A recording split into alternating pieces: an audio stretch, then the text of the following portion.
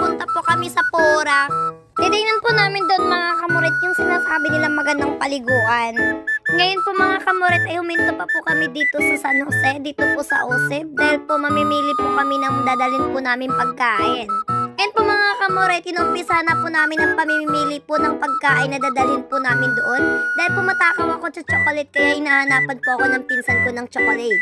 Dahil po mga kamurit, hindi naman po kami yung magbabayad, kaya dinamihanap po namin ang pinsan ko, ang kapal. Alam niyo po mga kamurit, ang sipag-sipag po talaga ng pinsan ko pagdating po talaga sa libre. Ayan, dampot lang po siya ng dampot. Dahil tapos na kami mga kamurit, ay patawa-tawa na lang aking mga kasama kasi excited na po talaga silang makapunta doon. Ay, for the go. At ayun nga mga kamurit, ay ayun ang mga kasama ko malipasan ng gutom, kaya isang karton na lang talaga yung ginogrossery namin.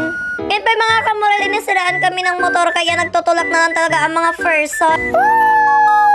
At dahil po sa sobrang excited mga kamurit ay andito na po talaga ang mga person. At nakikita nyo naman po yung tubig mga kamurit ay pwede mo na po siyang gawing kape. Oh my God!